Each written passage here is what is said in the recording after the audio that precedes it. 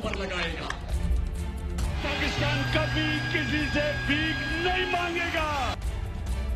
ये कान खोल के सुन लो कि एक को तुम्हारे को नहीं मैं छोड़ूंगा। अब अगर कीमतें नहीं बढ़ाएंगे ये खसारा और बढ़ जाएगा। ये जो महंगाई आने वाली है, आज ये फैसला किया गया कि हमें IMF के साथ मुज़ाकरात की इब्तिदा करनी चाहिए। तब्दीली आ नहीं रही, तब्दीली आ गई। बिस्मिल्लाहिर्रहमानिर्रहीम, अस्सलाम वालेकुम। प्रोग्राम दो टोक के साथ मैं हूं आपका मेजबान फवाद अनवर। गो के कहा जाता था कि तब्दीली आ नहीं रही, तब्दीली आ गई है और इस तब्दीली के असरात बेइंतहा इस वक्त हमें अपने इर्द गिर्द दिखाई दे रहे हैं। हर तरफ कयास आराइयां हैं, हर तरफ एक अनसर्टेन सिचुएशन। और अगर मैं खास तौर पर मजमूई मुआशी सूरत हाल की बात करूं तो इस वक्त एक बहुत ही अबतर सूरत हाल में इस वक्त मुल्क की मईशत दिखाई देती है। साथ साथ जो गवर्नमेंट की पॉलिसीज हैं, गो कि पाकिस्तान तहरीक इंसाफ को हुकूमत में आने से कबल भी यू टर्न के हवाले से काफ़ी ज़्यादा इनको मुख्तलिफ अलक़ाबात से नवाजा जाता था, लेकिन फिर एक बार मुख्तलिफ अहम इशूज़ के ऊपर पाकिस्तान तहरीक इंसाफ ने जो बातें कही थी वो बातें ना करके अपने यू टर्न पर कायम रहने का वादा भी पूरा किया है। तो ये क्या इकोनॉमिक पॉलिसीज हैं गवर्नमेंट की, अपने आज के इस प्रोग्राम में एक बार फिर बात करेंगे। और साथ साथ ये भी बात करने की कोशिश करेंगे कि एक तरफ तो ये वही हुकूमत है जो कि कहती थी कि हम कशकोल नहीं उठाएंगे, हम IMF का रुख नहीं करेंगे। यही खान साहब कहते थे कि IMF की तरफ जाने से बेहतर है कि मैं खुदकुशी कर लूं। और साथ साथ अगर मैं दीगर अहम लीडर्स की बात करूं पाकिस्तान तहरीक इंसाफ के, उनकी तरफ से भी बहुत ही बुलंदबांग दावे किए जाते रहे। हर बार साथ साथ ये बात की जाती रही कि हम टैक्स नेट में इजाफा करेंगे, जो गरीब तबका है, मुतवस्सित तबका है, उसका भरपूर ख्याल रखेंगे। लेकिन इस वक्त दिखाई ये देता है जो करंट इकोनॉमिक पॉलिसीज हैं, जो करंट डिसीजंस हैं, उससे जाहिर ये होता है कि महंगाई का एक तूफान आने जा रहा है। डॉलर को दिखाई इस तरह से देता है कि जैसे पड़ लग गए हैं। रुपए की कदर में हर गुजरते दिन के साथ बेइंतहा कमी होती जा रही है। पाकिस्तान स्टॉक एक्सचेंज में भी मंदी का रुझान है। तो ये तमाम तर इंडिकेटर्स ऐसे हैं कि जिन पर कई सवालात उठ रहे हैं और हुकूमत की मुआशी पॉलिसीज पर अब जवाब लेने का वक्त भी आ गया है। इन तमाम तर मामलात पर दो टोक गुफ्तगू करने के लिए इस वक्त स्टूडियोज में हमारे साथ मौजूद हैं जनाब अतीकुर रहमान साहब, जो कि एनालिस्ट हैं और खास तौर पर इकोनॉमिक पॉलिसीज के ऊपर अपनी भरपूर राय का इजहार मुख्तलिफ फोरम्स पर करते हैं। बहुत बहुत शुक्रिया कि इस प्रोग्राम में अपना कीमती वक्त आप हमें देने जा रहे हैं। सर, ये मुझे जरा पहले स्पेसिफिकली बता देगा, हमने इब्तिदा में भी एक ये मोन्टाज जो चलाया, गवर्नमेंट की जानिब से बड़े बुलंदबांग दावे किए गए थे और ये तक कहा गया था कि जो फर्स्ट 100 डेज हैं वो हमारी समत का तयन कर चुके होंगे। तो अभी गो के 100 दिन तो नहीं हुए, लगभग अब 50 दिन का एक वक्फा गुजर चुका है गवर्नमेंट बने हुए। तो इसमें आपको लगता है कि गवर्नमेंट की कोई वाज़ेह इकोनॉमिक पॉलिसीज हैं, या हर बार जो एक बात कही जाती थी कि हम फला चीज नहीं करेंगे लेकिन फिर दोबारा हुकूमत को वो स्टेप उठाना पड़ता है? सर फात, बहुत शुक्रिया। आपने गुफ्तगू के दौरान एक बात बहुत इंपॉर्टेंट कही कि महंगाई आने वाली है या महंगाई का तूफान आने वाला है। ऐसा नहीं है, ये स्टेटमेंट गलत है। महंगाई का तूफान ऑलरेडी आ चुका है। ठीक, मैंने कहा ना, मैं बड़े मोहतात होकर वो चीज बता रहा हूं। जो कुछ कहा गया वो कुछ होता नजर नहीं आ रहा। अब काफी यू टर्न्स हैं जिस पे बात करेंगे अभी। अगर आप मुझे इजाजत दें तो मैं आपको बताऊं कि गैस के प्राइसेस को ले लें, आप इससे स्टार्ट ले लेते हैं कि 143% इंक्रीज है हाई केस में गैस प्राइसेस का, जिसका बहुत बड़ा असर न सिर्फ ये कि कंज्यूमर गुड्स पे पड़ रहा है बल्कि रेसिडेंशियल कंज्यूमर्स पे भी बहुत बड़ा असर पड़ेगा। साथ ही साथ आप देखें कि इन्होंने एक बहुत बड़ा जंप लिया है 40% का CNG पर, जिसका मतलब ये है कि जो कॉमन मैन है और ट्रांसपोर्ट है उसको एक बहुत बड़ी पेनल्टी देनी पड़ेगी, एक बहुत बड़ी सज़ा भुगतनी पड़ेगी। और ट्रांसपोर्ट की जब लामहला कॉस्ट बढ़ जाएगी, आमदरफ फेयर्स बढ़ जाएंगे, रिक्शों के बढ़ जाएंगे, तो उससे आम आदमी पे एक बहुत बड़ा असर पड़ने जा रहा है। ये महंगाई को बहुत ज़्यादा तक़वियत देगा और महंगाई को आगे बढ़ाने में एक बहुत बड़ा किरदार अदा करेगा। तो ये सबसे बड़ी बात है। जहाँ पे अब आप समझते हैं कि गैस के प्राइसेस बढ़े हैं, तो हमारे पास बहुत सारे गैस फायर्ड पावर स्टेशन हैं जो LPG या LNG या फिर इसके अलावा गैस, नेचुरल गैस से चलते हैं। जब एक तरफ आप इतनी बड़ी 143% की हाइक देते हैं गैस प्राइसेस में, तो ऑटोमेटिकली उनकी डिमांड आने वाली है कि पावर टैरिफ्स को भी बढ़ाया जाए। तो एक आम आदमी जिसको रिलीफ मिलनी चाहिए थी वो तो रोड पर आ गया, मिडिल क्लास का लेवल गिर के वो लोअर क्लास पे चला गया, और लोअर क्लास अब इस बात पे आ गई कि वो क्या करे, सिर्फ बिजली का बिल दे, गैस का बिल दे, या कुछ खाना भी खाए। तो अगर ये इन चीजों को लेकर वो जिंदा रहता है कि वो किराया देता है, गैस का बिल देता है, बिजली का बिल देता है, तो वो अपने बच्चों की तालीम और खाने पीने का इंतजाम कहां से करेगा? ठीक, ये बहुत ही तशवीशनाक सूरत-ए-हाल इस वक्त दिखाई दे रही है, और एक अनसर्टेन सिचुएशन ना सिर्फ इकोनॉमिकली हमें दिखाई दे रही है, बल्कि अगर एक आम आदमी की भी मैं बात करूं तो एक आम आदमी खासा परेशान दिखाई देता है। इस वक्त इन तमाम तर मामला पर दो टूक गुफ्तगू करने के लिए जनाब जुनैद माखड़ा साहब भी हमारे साथ ऑन कॉल मौजूद है। सर, बहुत बहुत शुक्रिया कि इस प्रोग्राम में आप भी अपना कीमती वक्त हमें देने जा रहे हैं। सर, गो कि आप हर बार बड़ा दो टोक एनालिसिस अपना करते हैं। सर, ये क्या हुकूमत की पॉलिसीज आपको समझ में आ रही हैं? जो कहा जाता था कि हम बहुत सारी बेहतर पॉलिसीज लाएंगे, गरीब आवाम को जो है वो हम बचाने की कोशिश करेंगे, उसके ऊपर किसी तरह का कोई ट्रिकल डाउन इफेक्ट नहीं होगा, लेकिन सूरत हाल तो बिल्कुल चेंज दिखाई दे रही है। माखड़ा साहब, बात यह है कि नो डाउट के इन्होंने ये जो बातें की थी, अब इनके पास चैलेंजेस बहुत सामने बहुत मुश्किल किस्म के आ गए हैं, जो ये शायद एक्सपेक्ट नहीं कर रहे थे। यहाँ पर हम देखने जाएं कि नई गवर्नमेंट आई है तो उसने हमसे 100 दिन भी मांगे, तो दुनिया के सामने उन्होंने कहा है कि हम 100 दिन का प्लान देंगे। अब 100 डेज के प्लान के अंदर में ये जो भी कुछ करना चाह रहे थे, इसमें ये अचानक जो है ये जो चीजें आई हैं उसमें 4 किस्म के बहुत डिफरेंट किस्म के ड्रामे हो गए, जिसमें वो आपका स्टॉक एक्सचेंज जो है वो 1350 पे नीचे आया और आज थोड़ा स्टेबल हुआ।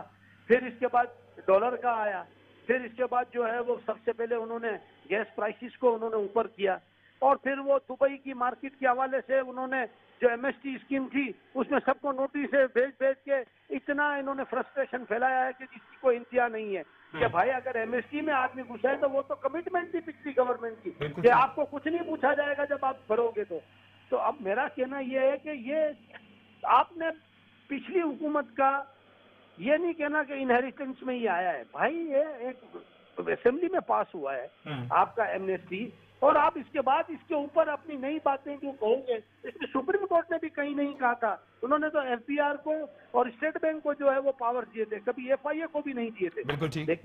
लेकिन ये सूरत हाल जो है वो ऐसी संगीन आई कि आदमी जो है, अब दूसरी तरफ से आप ये देखें तो आरडी के इश्यूज आ रहे हैं, फिर दूसरी चौथी तरफ पांचवी तरफ देखें तो आपका जो है वो मिनिस्ट्री एफबीआर की तरफ से नोटिस आ रहे हैं। मैं ये कह रहा हूं कि जो हमारे ऊपर जो इस वक्त 124 से 136 दिया आपकी जो इंपोर्ट बिल है तो वो इतना ऊपर चला जाएगा कि you don't possess such type of dollars in your account. आपके पास जब स्टेट बैंक के पास बैलेंस था ही नहीं, इसके पास रेवेन्यू ही नहीं था, तो इसके लिए तो ये आपको जो है वो आईएमएफ के पास जाना पड़ा, और आईएमएफ ने अपनी टर्म्स दी कि ये चीजें करें, जिसमें गैस की प्राइस भी थी, जिसमें ये डॉलर का हाइक भी था, और इसके अलावा और भी बहुत सारी चीजें इनकी टर्म्स में आएंगी और वो आपके ऊपर आना शुरू हो जाएंगी।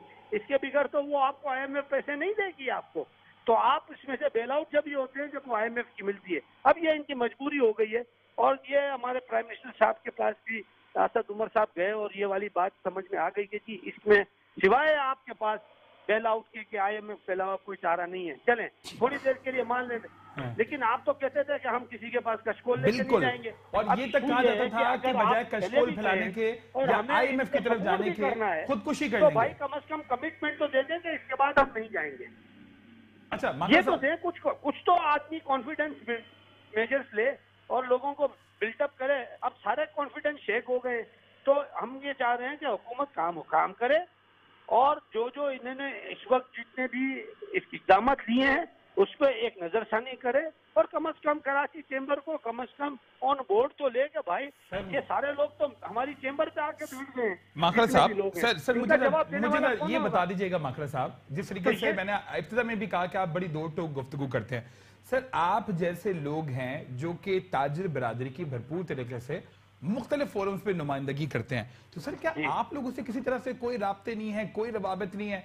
क्योंकि मैंने कल भी इस हवाले से प्रोग्राम किया था, जो इंडस्ट्रियलिस्ट हैं वो सब के सब ये कहते हुए दिखा देते हैं कि पता नहीं किन लोगों से मशवरे हो रहे हैं, पता नहीं किन बुनियादों पर फैसले हो रहे हैं। तो क्या आप लोगों को बीइंग इंपॉर्टेंट रिप्रेजेंटेशन, जो कि कराची चैम्बर की रिप्रेजेंटेशन है, आप लोगों को किसी सतह पे कोई ऑन बोर्ड लिया गया या इस मामले पे किसी तौर पर भी आप लोगों को भी ऑन बोर्ड नहीं लिया गया? माकड़ साहब देखें, इस्लामाबाद ने तो इसके अंदर में कोई हमारे साथ शराकतदारी नहीं की। अच्छा, लेकिन हम खुद गए और असद उमर साहब से टाइम लेके हमने एक मीटिंग की और हमने कहा कि ये जो आप इन्फ्लेशन की तरफ जा रहे हैं, अनएम्प्लॉयमेंट की तरफ जा रहे हैं, जनरल इंडस्ट्रीज के ऊपर गैस के प्राइसेस आपने बढ़ा दिए, सीएनजी सेक्टर को तबाह कर दिया है, तो अब इन चीजों से कोई आप समझते हैं। अब आप देखें ना, प्राइम मिनिस्टर का प्रोग्राम ये जो इस वक्त क्लीन एनवायरनमेंट वाला चल रहा है, सफाई का, ये बेहतरीन प्रोग्राम है। हाँ। लेकिन क्या है कि एनवायरनमेंट वाले जो प्रोडक्ट है वो सीएनजी है, बिल्कुल वो फ्रेंडली फ्यूल है, और उसको जो है वो आपने साइड पे कर दिया। इंडस्ट्री अरबों रुपए की जो है वो बंद हो गई। अब बंद होने का ये है कि लोगों को, अब आप लोगों ने इतनी होशियारी की है कि वो प्राइस जो है वो इतनी बड़ी कर दी है ऊपर कि हर ट्रांसपोर्ट वाला अपनी प्राइस बढ़ा रहा है, रिक्शे वाला, टैक्सी वाला, मतलब अब तो कोई बात हाथ में रही नहीं ना, और वो आगे की तरफ निकल गई। अब आप जब तक कंट्रोल नहीं करोगे, और वैसे ही गैस प्राइस जो है रेगुलेटेड है सीएनजी की, अब थोड़ा सा आपने इन सब चीजों को पहले एतमाद में लेके समझ के काम करना चाहिए था। अब आपने नहीं किया और ये बातें भी कर दी, लेकिन अभी तक उसका कोई आप जवाब भी नहीं दे रहे, क्योंकि वो ये कह रहे हैं असद उमर साहब कि मैं एनर्जी सेक्टर को इंटरनेशनल एनर्जी मार्केट के साथ जो है इसका तवाजन कर रहा हूँ। और अब आके देखने जाओ तो एलएनजी है, एलएनजी 1450 की है, तो आपका ये गैस भी 1450 का। हम ये कहते हैं कि जी 1450 की जो गैस है वो एलएनजी बनने में उसको बड़ा पैसा लगा है। बिल्कुल ठीक। नेचुरल रिसोर्स जो गैस निकली, इसके बाद इसके ऊपर जो डिफरेंट स्टेजेस पे लोडिंग हुई, और वो एक इंडस्ट्री है जिसने एलएनजी बनाया है, तो वो हमारे पास तो नहीं है ना सर। अच्छा, अब एलएनजी बनने के बाद जब वो ट्रैवल करके जब वो जहाज के जरिए यहाँ आई है, तो इसके बाद भी इसके ओवर एक्सपेंसेस हुए जो गैसिफिकेशन के सवाले से हैं, जो आपके ट्रांसपोर्टेशन ऑफ गैस है, एसएचजीसी के चार्जेस हैं, ये सारी चीजें हैं। तो भाई आप एक बात करें कि आप उसको अपनी नेचुरल रिसोर्सेज जो आप पैदा कर रहे हैं, जिसकी $2 कीमत है, और आप सामने जो है वो मुझे कह रहे हैं कि $6.5 थी। अरे भाई $4.5 पे तो आप भी लड़ रहे थे, फिर एंग्रो में जब आप थे, अब $6.5 की बात हो गई। जब मैं इनसे बात करने गया तो 1450 हो गई, और 1450 का मतलब क्या है, $9.5 की एलएनजी की गैस, और उसके ऊपर जो लोडिंग है, टैक्सीज है, जीआईडीसी है, इनकम टैक्स है, सेल टैक्स है। अरे भाई आप सोचें तो सही, इन सब चीजों को या तो आप साइड पे करें, या आप हमारे साथ बैठ के कोई बात करें कि भाई ये प्राइसिंग के ऊपर हम कर रहे हैं। तो ये थोड़ा सा इनके साथ जरा बैठ के करना पड़ेगा, मामला ठीक हो सकते हैं, कोई इतना सारा आउट नहीं हो गया। ठीक, माकड़ साहब जरा मैं आपसे ये जानने की कोशिश करूंगा, ये बिल्कुल इनके ऊपर चैलेंजेस हैं। मुझे एक ब्रेक लेकर आ जा रहा है, और ब्रेक से आने के बाद जरा मैं आपसे भी और अतीक साहब से भी ये जानने की कोशिश करूंगा कि जी एक तरफ तो हम मौजूदा गवर्नमेंट को हदफ तनकीद बना रहे हैं, गो कि ये हुकूमत के क्लेम्स थे उसी की बुनियाद पर हदफ तनकीद बना रहे हैं, लेकिन क्या आईएमएफ के बेल आउट पैकेज की तरफ ना जाने के अलावा भी हुकूमत के पास कोई ऑप्शन था? ये मैं आपसे जानने की कोशिश करूंगा, और साथ साथ एक्सपोर्ट्स को बेहतर करने के लिए, एक बेहतर फीजिबल कंडीशन प्रोवाइड करने के लिए, और दीगर इकोनॉमिक कंडीशंस को बेहतर करने के लिए क्या हुकूमत कोई और हंगामी बुनियादों पर रास इक़दामात कर सकती है या नहीं? ये मैं आपसे भी और अतीक साहब आपसे भी जानने की कोशिश करूंगा। एक ब्रेक, और ब्रेक के बाद प्रोग्राम को हम यहीं से कंटिन्यू करेंगे।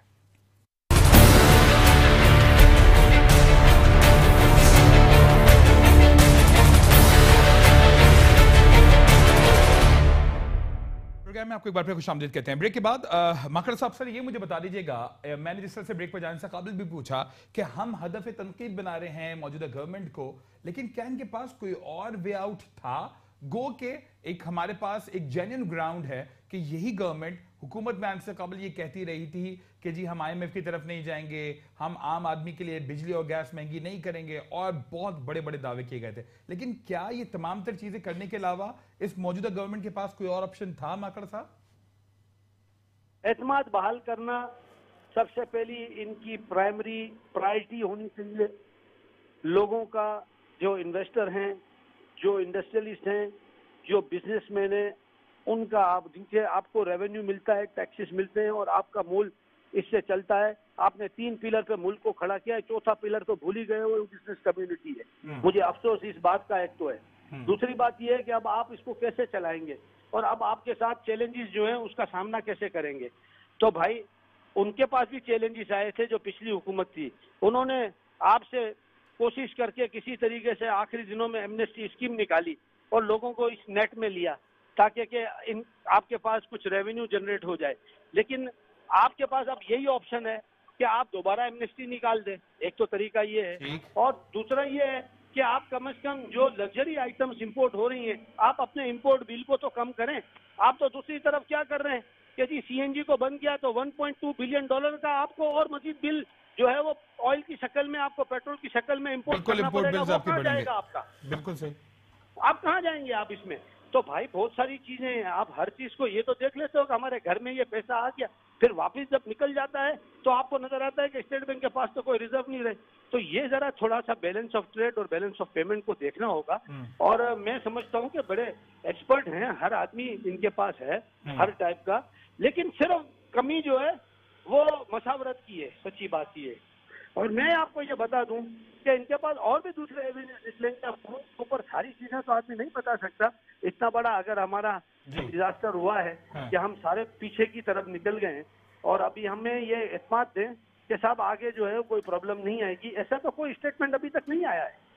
नहीं तो आज तो सर सब सर जोड़ के बैठ गए थे ना। खैर माखर साहब बहुत बहुत शुक्रिया कि आपने इस प्रोग्राम में अपना कीमती वक्त दिया और अपने एक्सपर्ट ओपिनियन से जो है वो हमें आगाह भी किया। सर अतीक साहब ये मुझे बताइएगा, माखर साहब जिस तरह से बता रहे हैं कि जी कुछ अहम मेजर्स हैं जो कि लेने चाहिए थे, कुछ ऐसी पॉलिसीज हैं जो कि इंडस्ट्रियलिस्ट जितने भी हैं वो तमाम लोग जो कि हमारी इकोनॉमी के बैकबोन कहलाते हैं उनको मजबूत करने के लिए बेहतर नहीं है। तो सर अगर ऐसी इकोनॉमिक पॉलिसीज होंगी, और मैं साथ साथ उन पॉलिसीज की भी बात करूंगा कि जिसका ट्रिकल डाउन इफेक्ट एक आम आदमी के ऊपर पड़ता है, सर उसके लिए कौन सोचेगा? देखिए सबसे बड़ा प्रॉब्लम जो चल रहा है वो ये है कि गवर्नमेंट के पास जो प्रॉब्लम्स आए हैं उसमें एक बहुत बड़ा बैलेंस ऑफ पेमेंट क्राइसिस भी आया है, उसको कैसे पूरा किया जाए, ठीक है। दूसरा सबसे बड़ा प्रॉब्लम है वो ये है कि आपके पास एक बहुत बड़ा बजट का डेफिसिट है।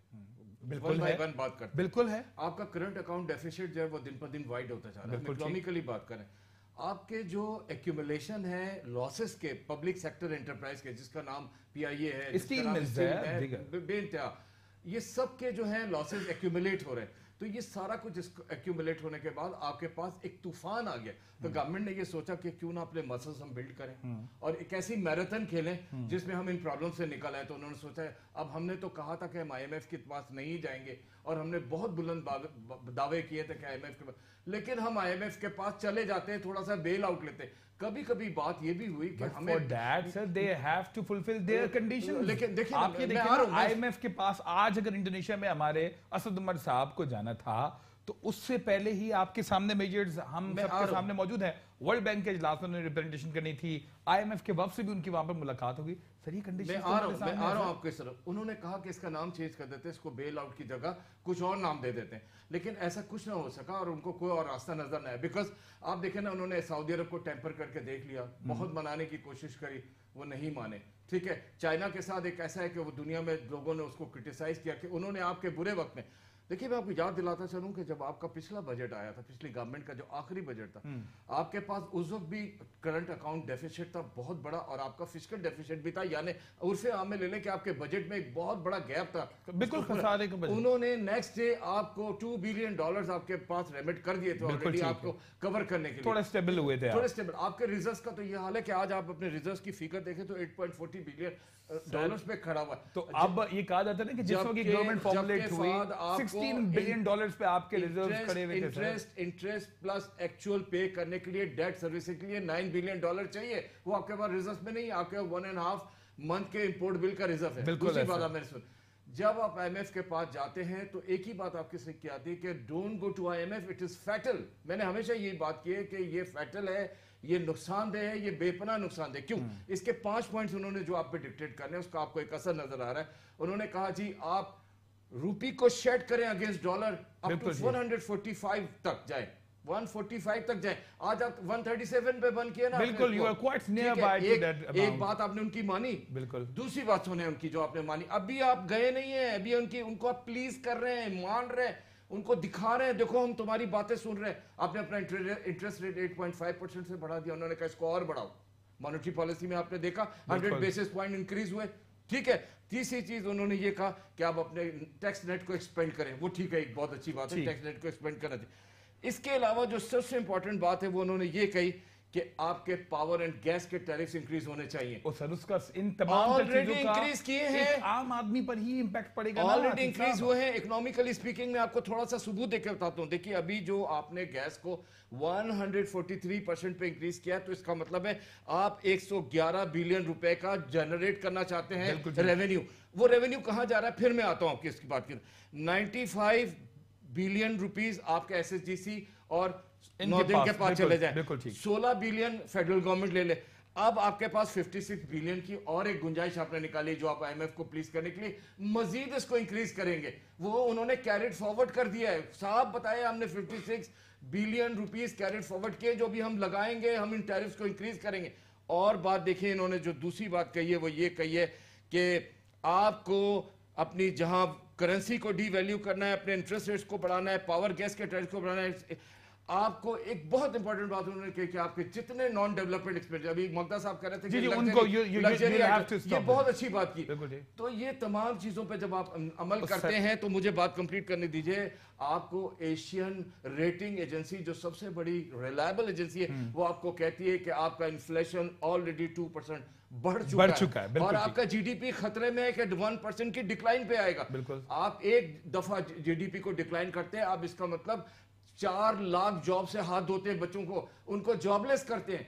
आपको तो 7 to 8% जीडीपी पे जाना था, जहां आप तकरीबन 4.5 लाख बच्चों को जॉब दे सकते। मुझे आपसे दो टोक अब कुछ बता देगा। आपने बड़ी जैसे कहते हैं ना टेक्निकलिटीज के साथ बात की। सर एक आम आदमी इन तमाम तर चीजों को सुन के बेइंतहा परेशान है।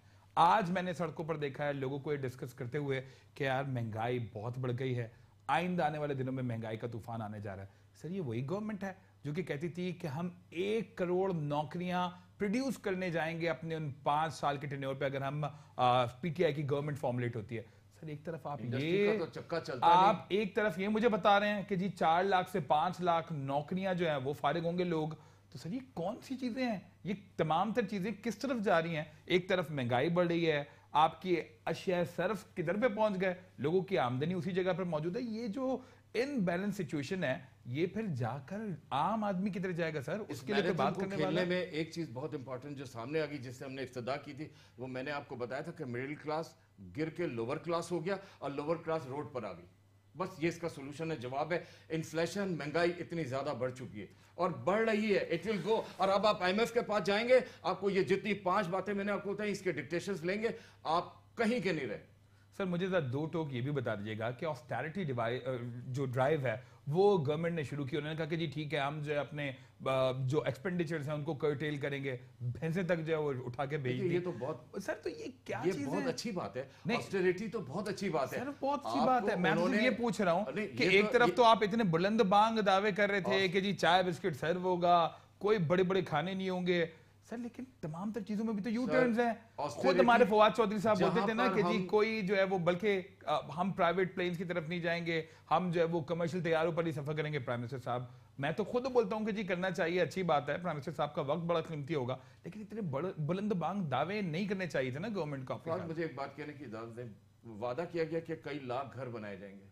सर बिल्कुल 5 मिलियन वादा किया, 50 लाख घर अब बनाएंगे।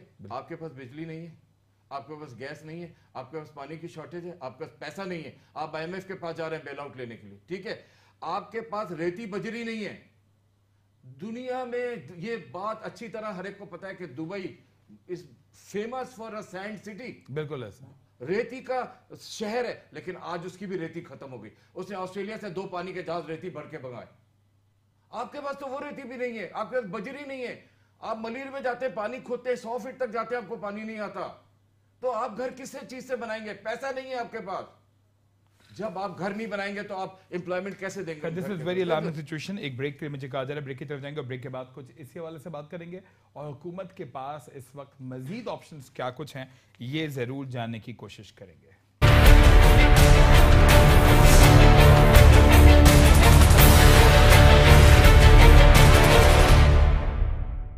प्रोग्राम में आपको एक बार खुश आमदीद कहते हैं। ब्रेक के बाद अतीक साहब, सर ये अब मुख्तलिफ इतलात सामने आ रही हैं, बड़ी एक अनसर्टेन सिचुएशन है। आज हर तरफ यही बात हो रही है कि जी इतने बड़े बड़े दावे थे और ये इकोनॉमिक पॉलिसीज हैं, ये प्लान था मौजूदा गवर्नमेंट के पास जिसके असरात अब हमें दिखाई दे रहे हैं। सर अभी भी मेरे पास मैसेजेस आ रहे हैं कि जी मुख्तलिफ एसोसिएशन हैं, मुख्तलिफ जो यूनियंस हैं, वो अब अपने बाकायदा तौर पर फ्यूचर स्ट्रैटेजीज क्या होगी इसके हवाले से कल उन्होंने मीटिंग्स रख ली हैं। जो डॉलर इस कदर आगे निकल गया है उसके बाद उनके बिजनेसेस दाव पे लगे हुए हैं। सर ये क्या होगा यहाँ पे? आपका इंडस्ट्रियलिस्ट परेशान है, जो छोटे जो कारखाने चलाने वाले लोग हैं वो परेशान है, वो ऑर्डर लेके बैठा हुआ है, जो और दीगर एक्सपोर्ट्स के काम कर रहे थे वो बेइंतहा परेशान है। इनफैक्ट आपकी एसएमसीजीज जो है वो महंगी होने जा रही हैं। सर ये कौन पूछेगा इसको? देखिए, आपको पास जो एक बहुत बड़ा प्रॉब्लम है वो है आपका ट्रेड डेफिसिट। बिल्कुल ठीक है, इंपोर्ट्स बढ़ रही हैं और एक्सपोर्ट घट रही है। ठीक है, थोड़ी सी एक्सपोर्ट इंप्रूव हुई थी पिछले दिनों, लेकिन वो फिर दोबारा हॉल्ट हो गई। और वो इतना बड़ा गैप है। टर्की की एक मिसाल देकर बताता हूँ, उनको भी जब ट्रेड डेफिसिट आया तो उन्होंने अपनी टूरिज्म इंडस्ट्री से उस ट्रेड डेफिसिट को पूरा कर लिया। हम नहीं कर पा सकते उसको कर, तो हम अपने ट्रेड डेफिसिट को सिर्फ अपनी एक्सपोर्ट्स को इंप्रूव करके कर सकते हैं। और हर तरफ बात ये हो रही है एक्सपोर्ट इंप्रूव करो, एक्सपोर्ट बढ़ाओ, एक्सपोर्ट को आगे ले जाओ। एक्सपोर्ट को आप लेके जा नहीं सकते, आपका कॉस्ट ऑफ डूइंग बिजनेस। बिल्कुल मैं ये बात आपसे प्रॉब्लम में आपके पास ईज ऑफ बिजनेस नहीं, आप इन्फ्लेशन आप यहाँ पे बेहतर यूटिलिटीज प्रोवाइड करने जा रहे हैं। अभी मैं आपसे पूछता हूँ, अभी आप मुझे बैठ के यहाँ डरा रहे हैं कि जी बिजली मजीद महंगी होने जा रही है, आपका टैरिफ, आपका बिल्कुल आपका टैरिफ। एक तरफ ये भी डरा रहे हैं, आप बोल रहे हैं कि एक्सपोर्ट्स आप इंटरनेशनली कंपटीशन पे कैसे जा सकते हैं? आप इंटरनेशनल कंपटीशन को मीट ही नहीं कर सकते, आप वो प्राइसेस को मीट नहीं कर सकते जो आपको पेश करनी है। तो जब आप मीट नहीं कर सकते तो आप अपनी एक्सपोर्ट्स को नहीं बढ़ा सकते, क्योंकि आपका ईज ऑफ बिजनेस नहीं है। आपका कॉस्ट ऑफ डूइंग बिजनेस बहुत डिस्टर्ब हो रहा है इस इन्फ्लेशन की वजह से। दुनिया में सबसे हाईएस्ट टैरिफ पे करते हैं हम पावर की इस वक्त। फाद, ये बात गौर कीजिएगा, इतनी बड़ी टैरिफ के बाद फिर टैरिफ को बढ़ाना, ये क्या चीज है? ये फैटल नहीं है, ये प्रॉब्लम नहीं है। इसके अलावा और हमारे पास क्या इलाज है? हमारे पास इलाज यही है कि हमें ऑस्टेरिटी की तरफ देखना, जो उन्होंने बात की ऑस्टेरिटी की। मैं एक बात थोड़ी सी आपको क्लियर करना चाहता हूं। इन्होंने एक इकोनॉमिक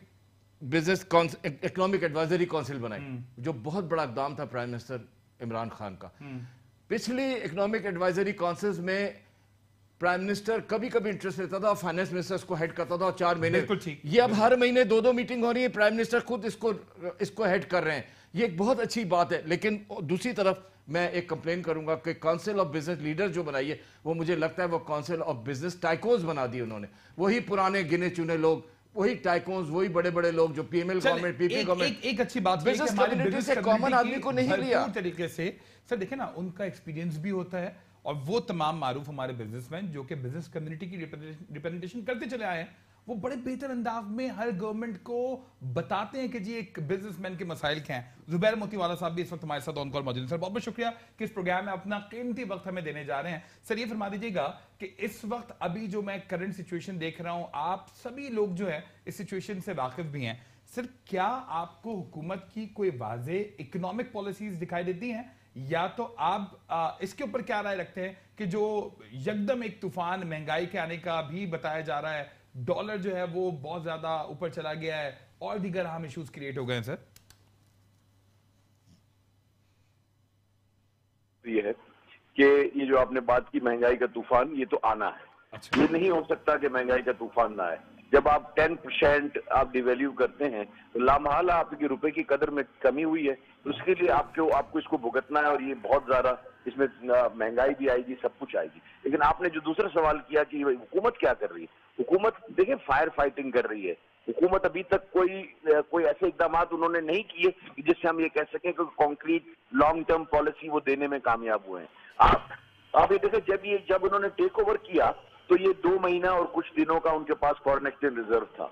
आज जब मैं आपसे बात कर रहा हूं तो 1 महीना और 18 दिन का हमारे पास फॉरेन एक्सचेंज रिजर्व है। तो हम क्या कोई अफोर्ड कर सकते हैं, कोई एडवेंचर्स अफोर्ड कर सकते हैं? देखिए आज इंफॉर्मेशन मिनिस्टर ने एक टीवी पर लाइव बैठे हुए उसने कहा कि जी हमने IMF में जाने से पहले सऊदीया, UAE और चाइना से रुजू किया। उनकी बड़ी कड़ी शरायत थी, इसलिए अब हमने फैसला किया है कि हम IMF से भी मुज़ाकरात करें। हमारे पास वक्त कम है, हमने फौरी तौर पर स्टॉप गैप अरेंजमेंट करना है, उसके बगैर हम नहीं कर सकते। अगर आप इसके अंदर एडवेंचर नहीं हो सकता, आपके पास अगर खुदा ना खास्ता ये जो 1 महीना 18 दिन की बात कर रहे हैं, इसमें अगर आपका ये अगर बॉटम आ जाएगा तो आप खुदा ना खास्ता दिवालिया वाली सूरत हाल हो जाएगी। इस वक्त जो काम हो रहा है वो हो रहा है सिर्फ स्टॉप गैप अरेंजमेंट है, एडहॉक काम हो रहे हैं, फौरी तौर पर क्या हम कर सकते हैं, हम फायर फाइटिंग कैसे कर सकते हैं, लूप होल्स को प्लग कैसे कर सकते हैं और गाड़ी को आगे कैसे बढ़ा सकते हैं कि हमें सोचने का मौका मिले, हमें आगे बात करने का मौका मिले, हम इसके ऊपर अपनी मईशत को किस सिमत पे ले जाना है। अभी तक तो वो बात ही तय नहीं हुई। एक सिर्फ जो है ना, जो उन्होंने काम किया है वो ये काम किया है कि हम एक्सपोर्टेबल सरप्लस क्रिएट करने की तरफ जाएं। रज़ाक दाऊद साहब, असद उमर दोनों एक्सपीरियंस वाले आदमी है। रज़ाक दाऊद साहब कॉमर्स मिनिस्टर मुशर्रफ के जमाने में रहे, जब भी हमारे उनसे ताल्लुकात थे, आज भी हमसे 2-3 दफा मिल के चले गए। बात यह है कि करना ये चाहते हैं, मुझे ऐसा नजर आता है। मैं किसी के ना पीछे हूं, ना मैं पीटीआई से मेरा ताल्लुक है, ना मुस्लिम एनएस है, ना पीपल्स पार्टी से मेरा कोई ताल्लुक है। मैं तो एक इंडस्ट्रियलिस्ट हूं। मैंने जब इनसे मिला हूं, इनसे जब बातें की है, तो मुझे ऐसा लगता है कि ये कोई ना कोई काम करना चाहते हैं, इनका इरादा है काम करने का। इनको अब ये जो इन्होंने काउंसिल बनाई है, उस काउंसिल के अंदर आप देखें कि जो लोग हैं, बड़े बड़े टाइकून्स हैं, बड़े बड़े बिजनेसमैन हैं, उसमें कोई रिप्रेजेंटेटिव कैपेसिटी के लोग नहीं है जिसको आप कहें कि ये बिजनेस लीडर्स हैं और रिप्रेजेंट करते हैं और पिछले 20 साल 25 साल से किसी सेक्टर को रिप्रेजेंट करते हुए आए, यानी लीडर नहीं है। तो वो भी उनको जरूरत है उस बात की कि वहां उनको ये लेना चाहिए। बार कैफ ये खराब नहीं है, ये कदम अच्छा है। इनके साथ ये जब बैठ के बात करेंगे तो इसके अंदर हम आगे बढ़।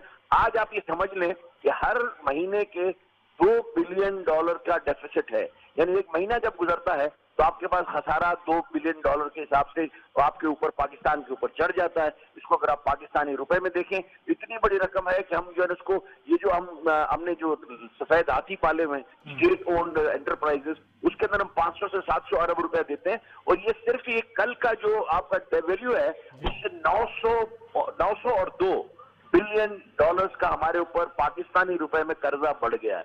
ये हर एक पाकिस्तानी के ऊपर बढ़ा है। अब इसका कैसे तदारुक होगा?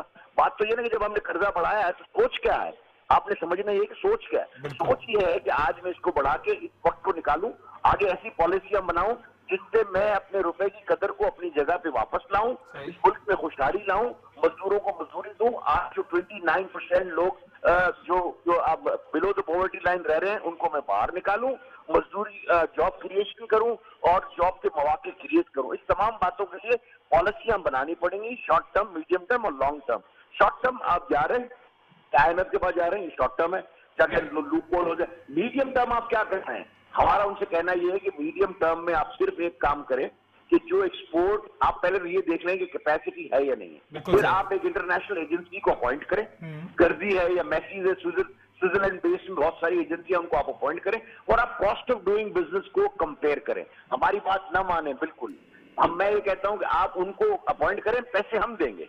आप उसको ये कहेंगे बांग्लादेश अगर आज $33 अरब का टेक्सटाइल एक्सपोर्ट कर रहा है और $50 बिलियन वो 2020 में क्लेम करते हैं कि हो जाएगा, तो ये वो ऐसी कौन सी गीदड़ बकती है? वहाँ कुछ भी नहीं है सिवाय इसके कि मेरे पास गैस का रेट आधा है, वहाँ मेरे इलेक्ट्रिक का रेट मेरे से 40% कम है, पानी वहाँ फ्री है और मिनिमम वेज का बहुत बड़ा फर्क है। इस कॉस्ट, जब मैं एक पोलो शर्ट बनाता हूं तो मेरा और उनका 21% का फर्क है, प्लस 17% का उनका LTC स्टेटस है।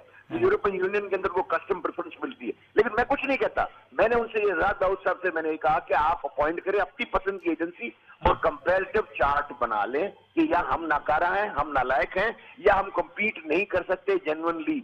हम आज भी अगर 10 से 12 बिलियन के एक्सपोर्ट करते हैं तो उसकी वजह यह है कि हम जिहादी लोग हैं। हम इन हालात में, जबकि हमारा और बांग्लादेश का कॉस्ट का 21% है, फिर भी हम $10 बिलियन की एक्सपोर्ट करते हैं, तो कुछ ना कुछ तो हमें आता होगा। तो हमारी जो नस्लों में टेक्सटाइल है, हम 4th largest producer cotton growing nation है, हमको सब आता है। प्रॉब्लम ये है कि अगर मेरी कॉस्ट अगर पाकिस्तान में मैन्युफैक्चर करता हूँ उसकी अगर $1 आती है और अगर बांग्लादेश में करने वाले की 80 सेंट आती है, तो ये हो ही नहीं सकता कि मैं उसके साथ कॉम्पीट कर सकूं। वो 50 बिलियन पे भी चले जाएंगे अगर हमने अपना किबला दुरुस्त नहीं किया। और मीडियम टर्म के अंदर हमको इवन प्लेइंग फील्ड देनी पड़ेगी इंडस्ट्रियलिस्टों को ताकि एक्सपोर्ट कर सके। लॉन्ग टर्म के अंदर हमको ये डिसाइड करना पड़ेगा कि कौन इस मुल्क में टैक्स देगा और कौन नहीं देगा, कौन क्या करेगा और कौन क्या नहीं करेगा। इसको हमें बिल्कुल क्लियर सिमत मुतय्यन करनी होगी। आज मुझे तो शर्म आती है, इस मुल्क के अंदर सिर्फ 22 लाख लोग, 22 करोड़ लोगों में टैक्स पेयर हैं। उसमें भी जो सिग्निफिकेंट टैक्स को मैं कहता हूं वो 1 लाख लोग हैं सिर्फ, यानी 10 लाख, इससे ज्यादा अमाउंट का जो टैक्स देने वाले लोग इस मुल्क में हैं वो सिर्फ 1 लाख है। क्या ये पोटेंशियल है इस मुल्क का? तो फिर आपने वो फैसले करने पड़ेंगे, आपने इसको डॉक्यूमेंटेशन की तरफ जाना पड़ेगा, आपने सारा जो किबला है मुल्क का वो बिल्कुल दुरुस्त करना पड़ेगा और ये जो हैव्स और हैव नॉट्स का जो फर्क है उसको कम करना पड़ेगा। गरीबी की जो लाइन है उसके नीचे जो रहने वाले लोग हैं उनको बाहर निकालना होगा। ये सारे काम आपने करने हैं। आप तब्दीली का वादा करके इस हुकूमत में आए हैं, पर जब तक आप ये नहीं करेंगे और पाकिस्तान के किबले को ठीक नहीं करेंगे, मैं नहीं समझता कि हम जो है ना कहीं आगे बढ़ सकेंगे। और अल्लाह ना करे मेरे मुंह में खाक, अगर ये इसी तरह से चलता रहा तो पाकिस्तान बहुत ज्यादा मुश्किलात का शिकार हो जाएगा। अल्लाह ना करे। जुबैर साहब, आपकी मौजूदगी का फायदा उठाते हुए मैं ये सवाल कर रहा हूं, आपने बड़ी इंपॉर्टेंट अपनी इस पूरी गुफ्तगू के दौरान कुछ अहम पॉइंट्स रेज किए। सर, नो कॉन्क्रीट पॉलिसी आपने ये कहा, और आपने कहा कि जी फायर फाइटिंग सिचुएशन में फिलहाल हमें इस वक्त ही दिखाई देते हैं। सर, क्या आप एक तरफ तो पॉलिटिकल अनसर्टेनिटी की बात करते थे, लेकिन अब बड़ी वाजे एक इकोनॉमिक अनसर्टेनिटी भी दिखाई देती है। क्या आपको लगता है इसकी खास वजह यह भी है कि जिस वजीर के दिल में जो आता है वो स्टेटमेंट ऑन मीडिया आके दे देता है? आप क्या इस बात से इत्तेफाक करेंगे कि इस हवाले से भी एक वाज़ेह पॉलिसी होनी चाहिए कि जी किस इकोनॉमिक टर्म्स एंड कंडीशंस के ऊपर हम आगे बढ़े? और जिस तरह आपने बड़ी अच्छी बात की कि क्या हमारे शॉर्ट टर्म प्लान है, क्या मिड टर्म प्लान है, और क्या हमें लॉन्ग टर्म अचीवमेंट करनी है? सर देखिए, ये बात बिल्कुल क्लियर है। हाँ। इसके अंदर दो बातें कोई भी नहीं है। यहाँ इस मुल्क के अंदर एक सबसे बड़ी जो खराबी मुझे नजर आती है, मैं अगर हुकूमत में हूँ तो मेरी सारी बातें ठीक हैं, और जब मैं ओपोजिशन में बैठूंगा तो जो बातें मैंने की है वही गलत है। जब तक ये रवैया ठीक नहीं होगा, जब तक हम तमाम चीजों को पॉलिटिकली देखना बंद नहीं करेंगे, जब तक हम इकोनॉमी को इकोनॉमी की नजर से नहीं देखेंगे और न्यूट्रल होकर अगर नहीं सोचेंगे, तो ये जो हालात हैं उसी की पैदावार है। आज अगर आप देखें कि जो असद उमर साहब आज बात कर रहे हैं, आप ही के मैं चैनल में शायद देख रहा था कि आपने उनके पुराने जो कौमी असेंबली की जो तकरीरें थी उनको आपने दिखाया, और उसमें वो बिल्कुल उलट बात कर रहे थे जो आज कर रहे हैं उससे। तो यही अलमिया है इस मुल्क का। अलमिया ये है कि जब मैं कुर्सी पे बैठ जाता हूँ मुझे चीजें दूसरी तरह से देखनी है, और जब मैं कुर्सी की उस तरफ बैठा होता हूँ तो मुझे बिल्कुल दूसरी तरह से देखनी है। इस ओपोजिशन को और हुकूमत को दोनों को चार्टर ऑफ इकोनॉमी के ऊपर आना पड़ेगा, एक चार्टर साइन करना पड़ेगा। मुझे याद है कि 1988 में इटली के अंदर एक साल के अंदर 11 हुकूमतें बदली, एक पॉलिसी चेंज कॉमर्स में और एक्सपोर्ट में या उनकी ट्रेड पॉलिसी में नहीं आया, एक भी नहीं। एक कैलेंडर ईयर में 11 हुकूमतें बदली, कुछ भी नहीं हुआ। तो मेरा कहने का मकसद है कि जब तक हम मईशत को और सियासत को अलग अलग नहीं करेंगे, जब तक हमारा जो ये जो प्रॉब्लम्स हैं ये ठीक नहीं होंगे। देखिए, हम सियासी लोग नहीं हैं, हमें आप प्रोडक्शन पे लगाएं, हमें आप एक्सपोर्ट बढ़ाने पे लगाएं, और जो बातें हम करते हैं उसको आप सुने। जब आप हमारी बात सुनेंगे जब ही हम आगे बढ़ पाएंगे। जब आप हमारी बात नहीं सुनेंगे तो हम कैसे आगे बढ़ पाएंगे? और मैंने अब जैसे आपको कहा, फिर मैं आपके तवज्जुह से रज़ाक दाऊद साहब से फिर कहता हूँ कि मैंने उनको कहा है उनके रूबरू, आज फिर आपके तवज्जुह से वज़ीर ख़ज़ाना को भी कहता हूँ कि हमें इवन प्लेइंग फील्ड दें। क्रिकेट के ग्राउंड में हॉकी नहीं खेल सकते, वहाँ पोल्स लगते हैं। हम हॉकी ग्राउंड में हॉकी खिलवाएं, क्रिकेट के ग्राउंड में क्रिकेट खिलवाएं। इवन प्लेइंग फील्ड है, जो मेरे कॉम्पिटिटर को कॉस्ट आती है वही कॉस्ट मुझे आए। फिर आप मेरा गिरबान पकड़ लें कि भाई आपने कहा था। मैं आपको आपके मीडिया से मैं ये कहता हूँ कि अगर मुझे दोनों इवन प्लेइंग फील्ड अगर हमारे इंडस्ट्रिस्टों को दी जाए, सेकंड टू नन, हम हमारा एक्सपोर्ट 2 साल के अंदर 25 बिलियन सिर्फ टेक्सटाइल का करके दिखा सकते हैं। That would be an achievement। Zubair साहब, बहुत बहुत शुक्रिया कि इस प्रोग्राम में आपने अपना एक्सपर्ट ओपिनियन भी हमारे साथ शेयर किया। सर, अतीक साहब क्या कहेंगे? सर, जुबैर साहब बिजनेस कम्युनिटी की रिप्रेजेंटेशन करते चले आए हैं, उन्होंने अपनी तशवीश का इजहार किया और उन्होंने ये बिल्कुल कहा कि जी कोई वाज़ेह पॉलिसी गवर्नमेंट की नहीं दिखाई दे रही। गो के दाऊद साहब से उनकी मुलाकात हुई, असद उमर साहब से उनकी मुलाकात हुई, आप लोग जाते हैं अपनी आवाज़ उठाते हैं, तो लेकिन कोई सुनवाई भी है या तो उन पॉलिसीज में आप लोगों की कोई रिप्रेजेंटेशन है? उन्होंने खुद जो है उस बिजनेस कम्युनिटी की रिप्रेजेंटेशन के ऊपर सवाल उठा दिए कि जी उस काउंसिल में जो लोग हैं आया वो बिजनेस कम्युनिटी की भरपूर रिप्रेजेंटेशन कर भी रहे हैं या नहीं? सर जी, मोहतरम जुबैर साहब ने जो कि काबिल एहतराम है और बहुत काबिल हैं, इतनी ज़बरदस्त बातें की। उसमें सबसे इंपॉर्टेंट बात ये कि आप क्रिकेट के ग्राउंड में हॉकी नहीं खेल सकते। बिल्कुल ठीक है ना, बातें करने से हमें बचना चाहिए। We are all blowing our own trumpet, अपने ट्रम्पेट। बहुत इंपॉर्टेंट बात यह है कि चार्टर ऑफ इकोनॉमी पे बात करनी चाहिए। मैंने हमेशा बात की है और इस बात को मैं एंडोर्स करता हूँ जुबैर साहब की कि चार्टर ऑफ इकोनॉमी पे बात करें और इसको कंटिन्यूशन पे ले। कैपेसिटी बिल्डिंग होनी चाहिए। इस डिफिकल्ट सिचुएशन से निकलने का एक ही रास्ता है कि कैपेसिटी बिल्डिंग करें, ईज ऑफ बिजनेस दें, कॉस्ट ऑफ डूइंग बिजनेस को चेक करें और साथ साथ सबसे जो इंपॉर्टेंट बात है वो ये है कि हम वैल्यू एडेड इंडस्ट्री पे ज़्यादा ध्यान दें। अब हम जो आम हमारी कॉमन इंडस्ट्रीज हैं, टेक्सटाइल है, ये दूसरी चीज़ें, उससे हट जाएं और वैल्यू एडेड पे हम ध्यान दें, तो हम दुनिया में नई नई मार्केट तलाश करने में कामयाब हो जाएंगे। कतई कलामी माफ सर, मुझे 2 टोके एक आम आदमी के लिए जरा बता दें, ये जो आम आदमी आज तशवीश का शिकार है कि अब आइंदा आने वाले दिनों में महंगाई बेइंतहा बढ़ने जा रही है, उसका खर्चा कैसे चलेगा, तो उसकी तशवीश ये दुरुस्त है या तो आप उसको बोल सकते हैं कि नहीं जी आप ये गलत सोच रहे हैं, इंशाल्लाह आइंदा आने वाले दिनों में आपके लिए बेहतरी है, मतलब सच और 2 टोक बात कीजिएगा। देखिए ये तो एक ऐसी बीमारी जिसका नुस्खा हकीम भी नहीं दे सकता। साफ सीधी सी बात है, प्रॉब्लम है, प्रॉब्लम को फेस करना पड़ेगा।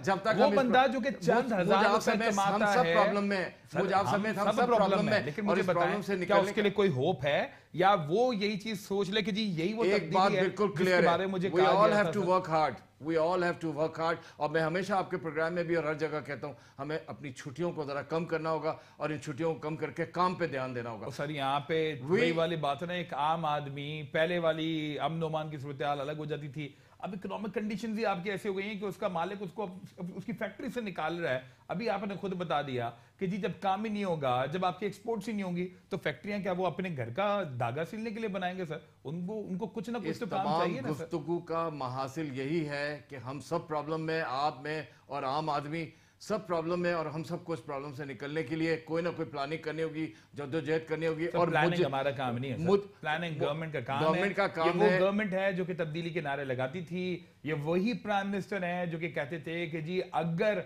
टैक्सेस बढ़ रहे हैं, अगर बिजली और गैस की कीमतों में इजाफा हो रहा है तो समझ लें कि हुकूमत चोर है। तो अब हम क्या समझे, नए काम अपना किबला दुरुस्त करना होगा और ये देखना होगा कि उसने जो कुछ वादे किए हैं उससे एक आम आदमी इस परेशानी है, उसको इस परेशानी से निकालने के लिए उसको अपने तमाम जो फैक्ट्स एंड फिगर्स के तहत पॉलिसीज बनानी है, उसको देखकर बनाना होगा और कोई अच्छा लाएमल सामने लाना होगा ताकि इस डिफिकल्ट सिचुएशन से पूरी कौम बाहर निकले। अतीक रहमान साहब बहुत बहुत शुक्रिया, इस प्रोग्राम में आपने अपना कीमती वक्त दिया। उम्मीद यही कर सकते हैं कि आइंदा आने वाला वक्त एक आम आदमी के लिए बेहतर वक्त जरूर साबित हो, और जिस तरीके के अंदेशों का इजहार किया जा रहा है, खुदा न करे ये तमाम तर चीजें दुरुस्त साबित हो। प्रोग्राम 2 टोक से फवाद अनवर को इजाजत दीजिए। अल्लाह ने के बाद।